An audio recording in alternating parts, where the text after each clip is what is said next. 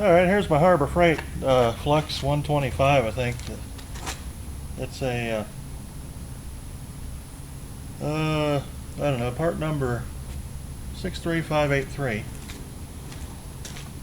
Flux core welder. Not a bad little machine. The fan in it is terrible, the original fan. So I installed this here. That's a gas furnace draft blower, which is way better than the original fan did. And to couple it, I used a computer fan doohickey, whatever that is. I don't know. I just work on this stuff all day. I don't know what it's called. Nerd poop. Whatever. So anyways, I put this together and then I realized I needed to make a video how I did it. So I'm going to yank her back apart. Show you how I did this. Now you probably shouldn't be doing this unless you know what you're doing.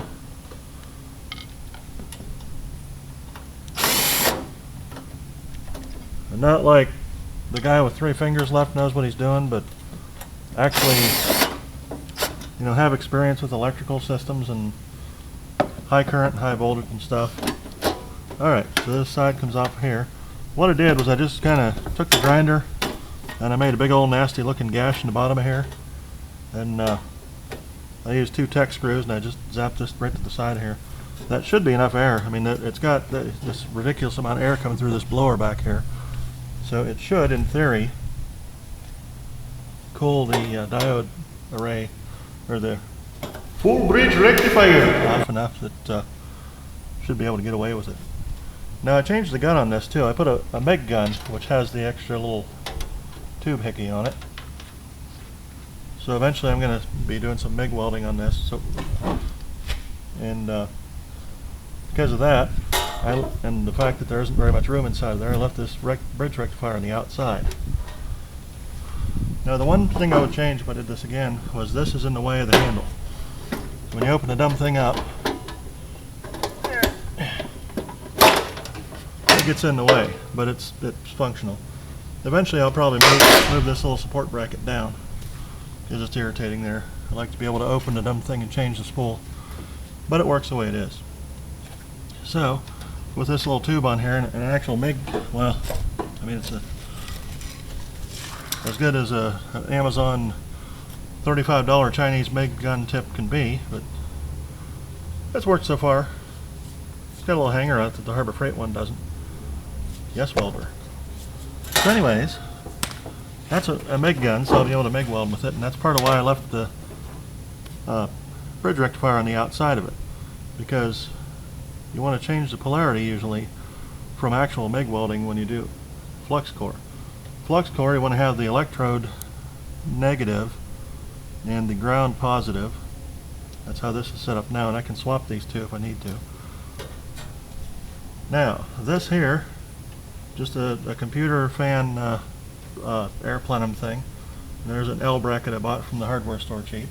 Then a $20 gas furnace draft blower.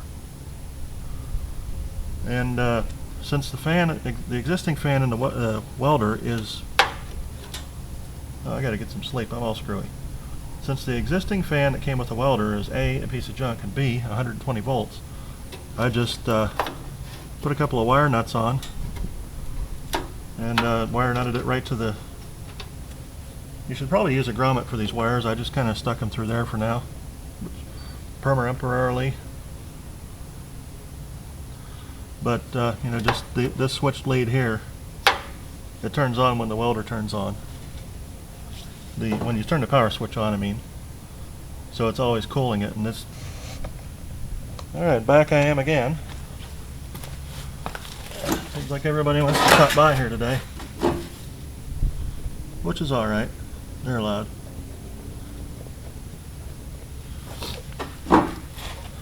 So this big fancy blower is a gas furnace draft blower. I got it for 20 bucks at the local junk store. And it just connects into the two 120 volt lines, and I put 2 wire nuts on it and a generous amount of tape. Plus I hooked the ground up, which is cool. I don't think that really helps very much, but it looks like somebody knew what they were doing when they did it. I don't know who that could be. Whatever. And this here, if I want to convert that, if I want to convert it over to MIG, I'll have to put a little solenoid on here and a regulator and stuff like that. But it's doable now. All I got to do is hook the hose up and do the stuff. Now, there's two leads that come out of here that go to the gun. You got a little clicker on it, the trigger, and I use that solder seal shrink stuff on those. Here's both of them. That's just to connect it to the new gun, because it was hardwired in the old one, so I just hardwired the new one in. And that's about it. Now, it's actually real easy to do this once you figure out how it goes. So the two AC lines from the transformer, well, the 120 volt side stays as is. You don't want to mess with that, because that's okay. What you want to mess with is the high current, low voltage side, which is the, I don't know, it's like 27, well, 18 to 27 volts or whatever it is. So what you do, and it was real easy to do this, is I took the ground lead, I soldered a heck-a-majig on the end of it. I stuck that to the positive side of the bridge rectifier, and I took the new lead from the gun and I put it onto the negative side. And you could put a terminal on the old one and put it on there too. And then both of the wires that came from the transformer, this here, these two big wires here that come from the transformer, I cut those off. You know, one of them goes to the gun and one of them goes to the ground. I hook them to the AC side. It doesn't matter which side's on which side, because it's AC and it rectifies it fully bridged anyway. So you basically just cut the wire to the gun, and you put a terminal on it. You stick it on the negative side. You cut the wire to the ground. You stick a terminal on it. You stick it on the positive side. That's about it. She just works. All right, I'm going to move this welder down a bit. Actually, the other thing you need to know is that you're hooking this up. See, I left a little bit extra wire just in case I needed it, which I'm sure I will. If you're ever going to think about using this for MIG, number one, you want to have the proper gun for MIG. And number two, you want to have it so that you can flip the terminals around easily if you so desire, because MIG requires usually going the opposite direction. At least what I've read of it, I don't know shit about welding, as as the name of the group goes, but according to my research and the three and a half seconds I read, for regular MIG you'd have to have the electrode negative and the ground clamp positive. I'm not sure what that changes, but other than the polarity. Well, I mean, you can change the polarity to whatever you want, especially if you mount the thing on the outside. Just don't bump up against it and short it, or like electrocute yourself or whatever, because that'd be kind of stupid.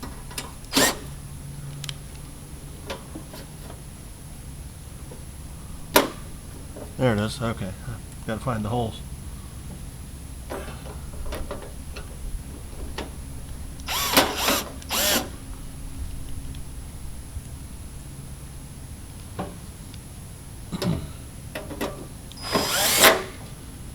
Alright.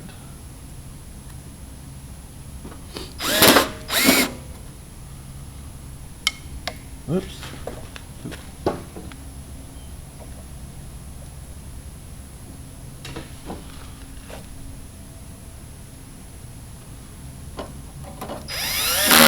Now, there's another deal that you got to worry about if you're working on these things.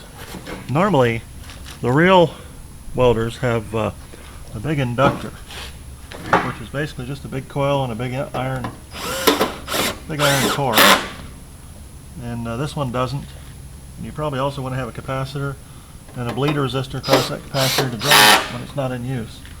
But I don't have any of that stuff right now. I do have a capacitor off an old broadcast transmitter.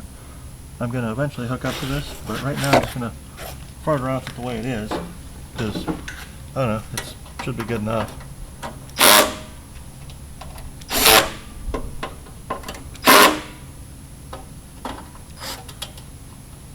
You probably notice that this sounds a lot different once I fire it up. It's kind of got a different crackly bacon sound.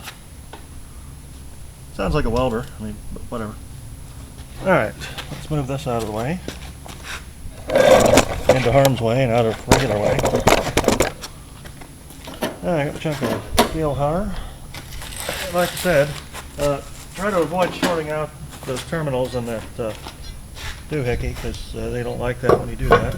Oh,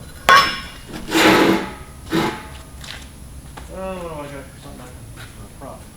I always use the test button to test it. She's good. Alright. Now, let's see if I can burn up my camera.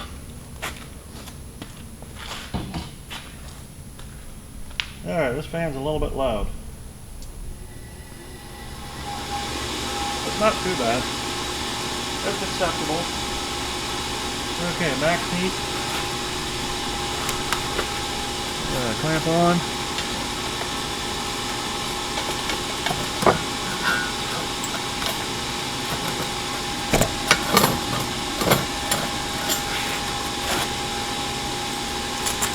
Alright, put your safety splint on. This would be about the second time I've ever welded DC, so I don't know what the hell I'm doing.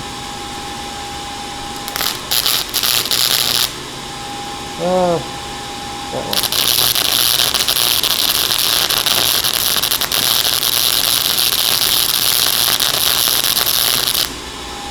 Oh wow, that's totally different.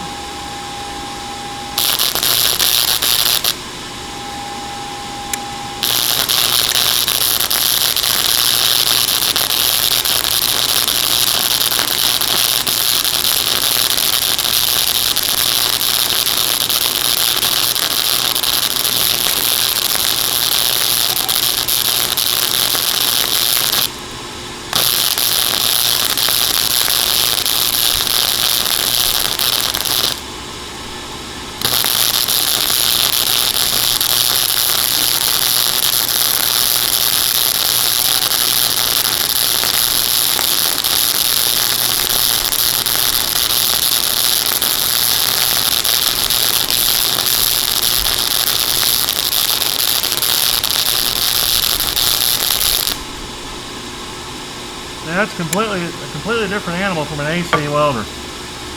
It's not throwing anywhere near as much spatter. And it's getting a lot more of the weld on the weld than every which way else. Now, what did I do with my hammer? Over there.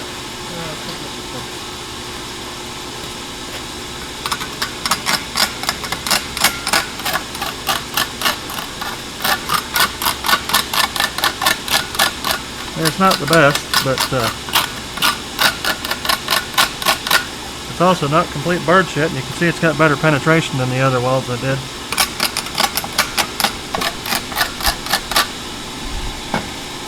If I get to do a little bit of working with this thing, I'll get good at it.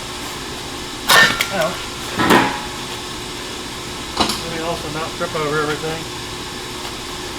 The big important to take away from this is you got to leave your wires lay right out in the middle of the open where you can trip on them, because otherwise, you know, your doctor's got to put their kids through college somehow. Let's shoot some more. I kind of like that. It feeds way smoother on DC too. That's weird. It just does everything a lot better. At least it feels like it to me. But I've been running regular flux core on AC for too long.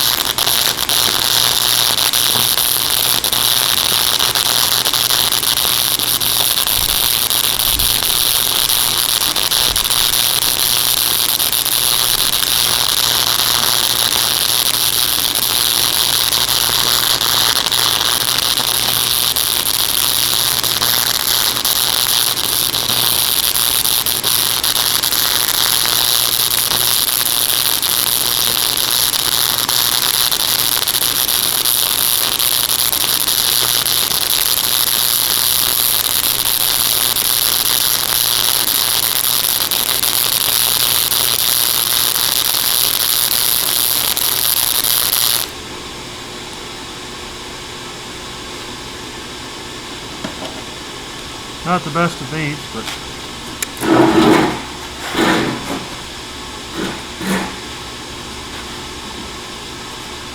that is a massive difference from the way it used to be.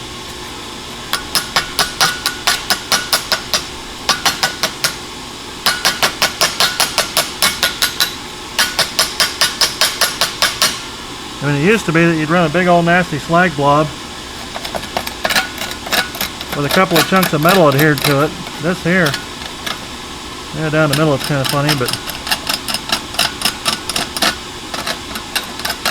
for the most part we're actually depositing metal here. And I don't know what I'm doing either, so that helps.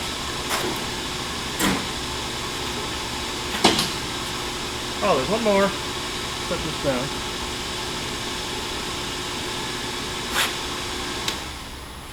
There's one more thing I wanted to show you. That is, besides the fact that this blower on here is awesome, and it gives you, I've never overheated this thing since I put that on it, and it used to overheat all the time with that cheap junk factory fan on it. It got even worse when it seized up, but that's, I mean, obviously it would. Here's the cool thing. If you put an inductor, or a choke, what they call it. It has to be a great big one to handle, you know, maybe like 100 amps or 200 amps or whatever. But if you put two things, actually. If you put a choke in series with the gun on this lead,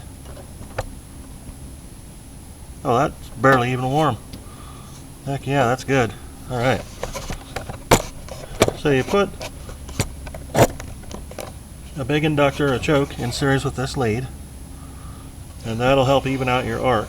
And if you put a capacitor across these two DCs, now your bridge rectifier, your full bridge rectifier may vary, but typically you hook the positive of the capacitor up to the positive here, the negative of the capacitor up to the negative here, and that gives you a more stable arc and such. I forget exactly what else it does, but it does some pretty good things that you should try to do. I don't remember right offhand, and I'm not looking at the internet, so just Google it, you know.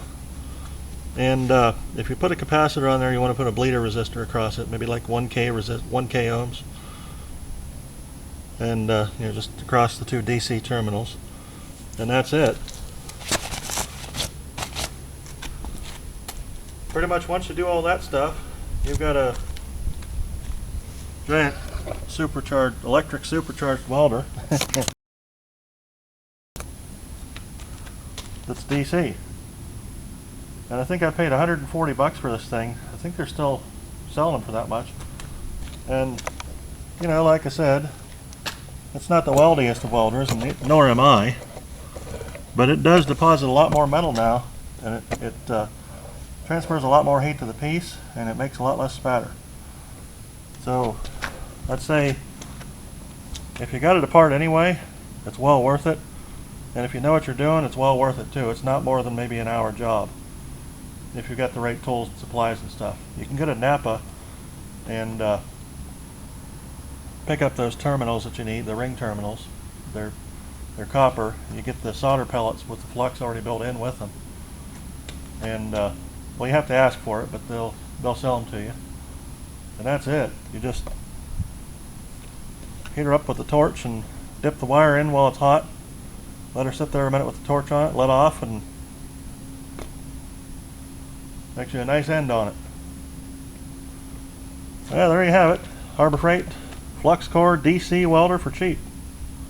I think that was about $25 for that bridge rectifier on Amazon. So for $140 plus 20 for the blower, that's $160, plus 25 for that full bridge rectifier. It gives me $185 plus maybe a few bits and pieces extra here and there. Oh yeah, 35 more for the gun. So that makes 35 more for the gun to make it MIG ready. So that brings me a total of 185, 195, $220 I think. 220 or whatever. So that's like $225 total, give or take a few.